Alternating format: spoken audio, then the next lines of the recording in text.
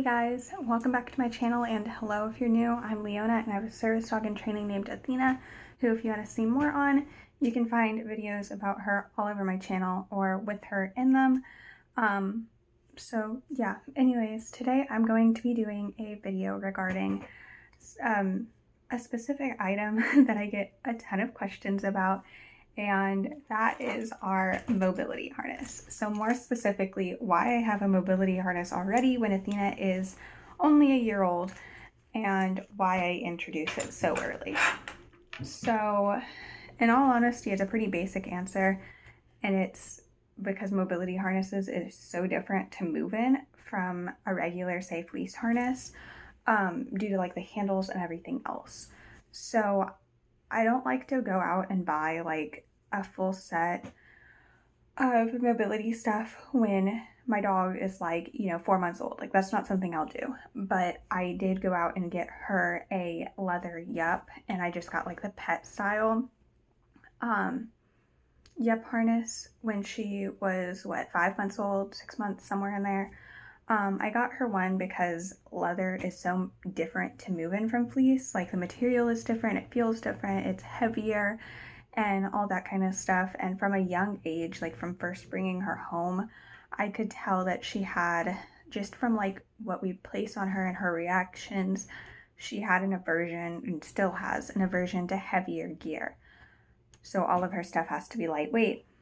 And I knew if she got used to only fleece, then slapping a leather harness on her when she's older, it would be heavy and she'd be like, what the hell is this? And not like it. So anyways, we did the work in a pet style yup for a while. I don't remember how many months, but it was quite a while.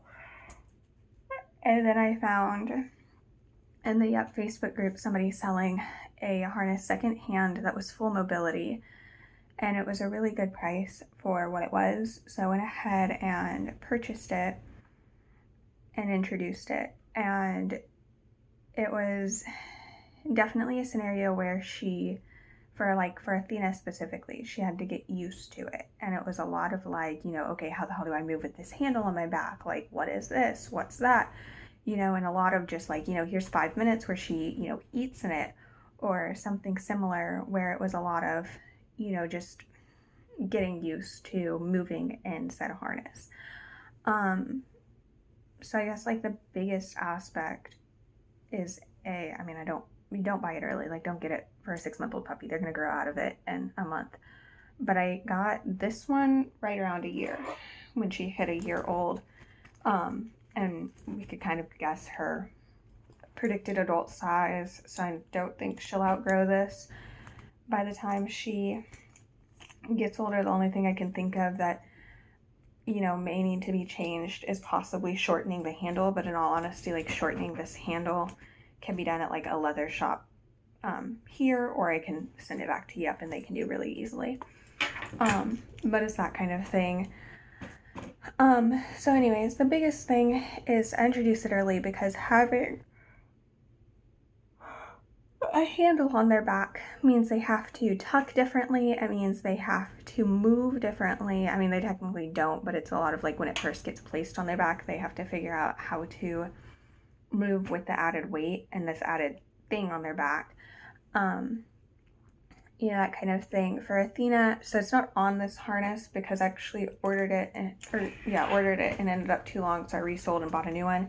But the guide handle, ended up getting one. As I said, it came too long. I mismeasured. I don't know what happened, but it was way too long. So I had to reorder it and sell that one that I got.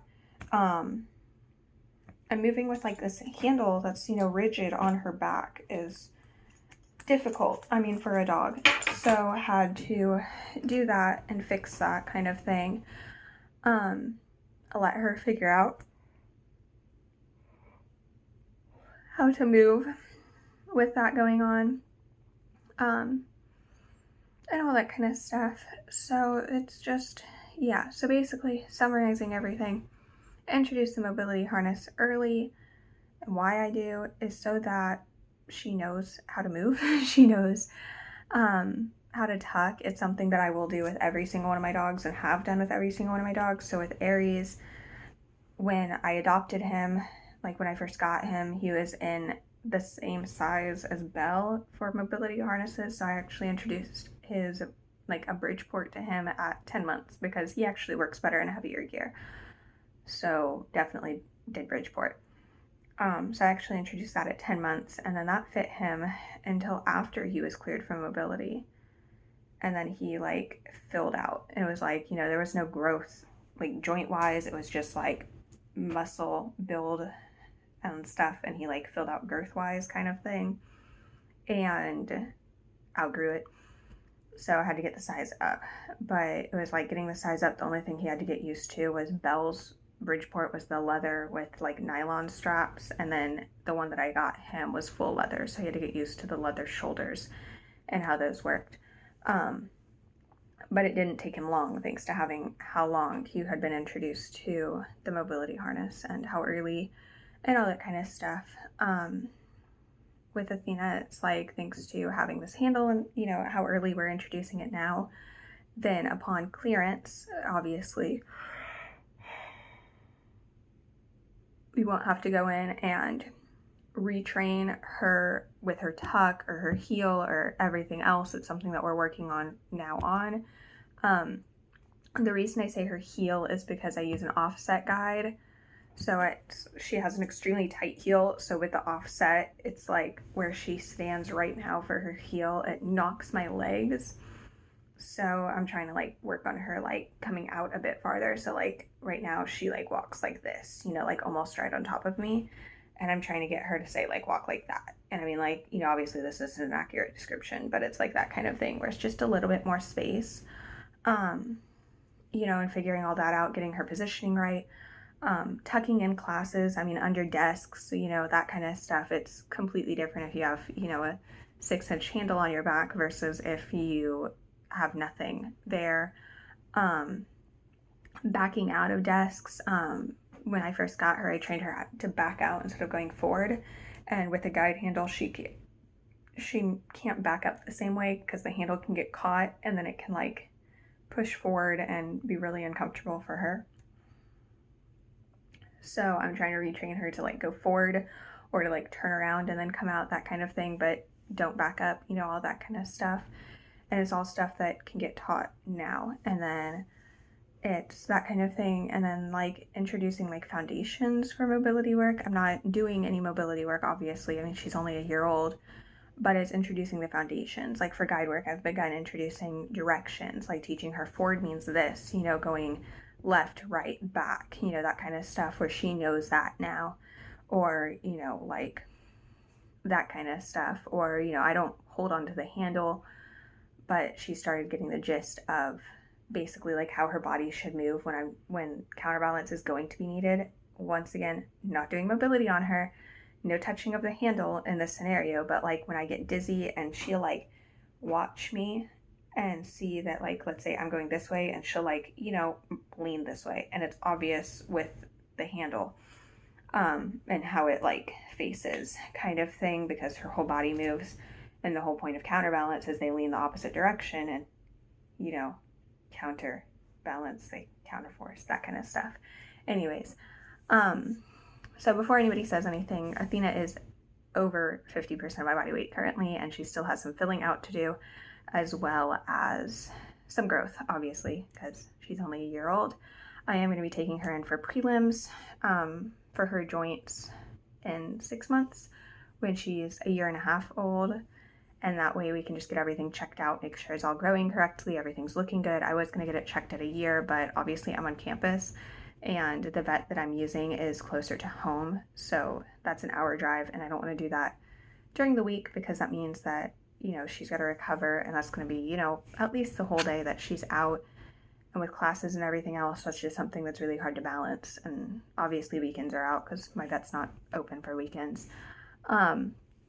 So we're just going to wait until Christmas break and do it then. But, yeah, and then next summer we would get her checked fully and get full, like, OFA clearance and everything else.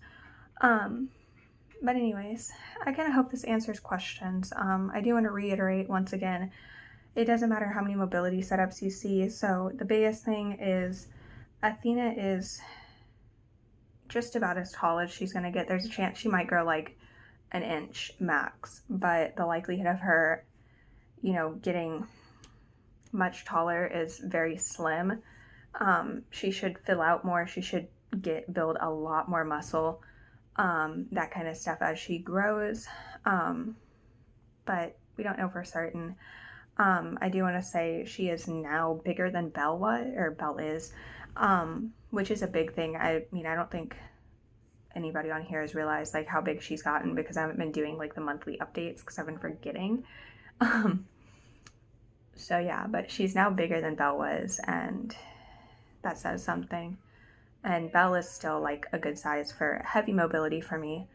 I just wanted a bigger dog so that I had room for a lot of like, clearance as far as stuff goes. And Aries was much bigger than 50% of my body weight. And plenty tall, as in like I could rest my hand on his shoulders, like directly on his shoulders, standing up. Like he was huge compared to me, or is huge compared to me. And I don't think people realize how small I am compared to the dogs. So I know it's like pictures. I don't know how many times I get, your dog's not big enough for mobility. I don't know why you're buying her harnesses, that kind of stuff. Well, I promise she is. So yeah, anyways, I hope this answered any questions about introducing mobility harnesses early, why I recommend it, why I always will do it. And that's for my dogs, for any dogs I train, for any dogs I work with, that kind of thing. If I have somebody come to me and ask, I'm going to always suggest it. Now I may suggest, hey, get like a fleece harness over a leather harness. The only way that I'd suggest getting like a leather mobility harness at a year old is if you can find it secondhand. Like this one I got secondhand. I didn't buy new. I mean, it was new secondhand, but I got it cheaper than I would have if I had just bought it new, like straight off the website. So it's that kind of thing where it's like, if you can get it secondhand for cheap, then go for it. But if you can't, then buy like a fleece mobility harness that has like the handles and stuff and introduce it that way, because it's going to be a similar thing. Granted, the weight's going to be different, but then like, at a year and a half, you can introduce a leather mobility harness and they'll have the gist of how to do things with the handles. And now it's just a matter of getting used to the weight. So it's that big thing. Obviously, play it safe. I do suggest whenever you get a mobility harness, especially if it's one that you plan on using in the future, then please have like your vet check it over. Make sure it's not like even just walking, like make sure it's not like hitting any pressure points or restricting movement, because that's how you completely mess up their joints as they grow. All that kind of stuff. And yeah, as I said, I hope this answered questions. I hope this kind of like put stuff out there. And if anybody has any other questions, leave them down below and I will answer them. So yeah, I think something else I'm thinking about now is I noticed, like I mentioned a couple of times, Athena being 50% or over 50% of my body weight now, and like Belle being 50% and Aries being way over. I want to say the mobility ratios, that's just kind of like a guideline. It's not an exact science. It's your dog needs to be cleared by your ortho vet. Like, a dog that's 30% of your, height and weight, but a Husky mix or a pure Husky will most likely be fine doing forward momentum, basically it's like Huskies, that kind of stuff. Those breeds, if they make it for service dogs, I'm not recommending a Husky. Don't take it that way. But if you have one that's made it as a service dog and say you need forward momentum or guiding, well, that dog, Huskies don't get that big, but it would most likely be able to do it because of the nature of the breed versus, say, God, I don't know. I'm trying to decide. A border collie. There. About the same size. Say a border collie. Most of the time, they're not going to be good for mobility. Okay. So, anyways, yeah, as I've said multiple times, I hope that answers anybody's questions they have in regards to mobility harnesses, why I have one on my year-old dog, why I introduce them early, why I personally believe others should introduce them early, all that kind of stuff. As I've said, if you have any questions, comments, concerns, all that, leave them down in the description box. I'm open to friendly debate, but as I said, friendly, keep it respectful. I mean, differing opinions are a thing, but don't decide to bash somebody due to them having a different opinion. I will not tolerate that here, and that will lead to your comments being deleted. So yeah, because this is a safe spot for everybody and any opinions. So yeah. Anyways, that's all I have for today. I hope you guys enjoyed, and bye.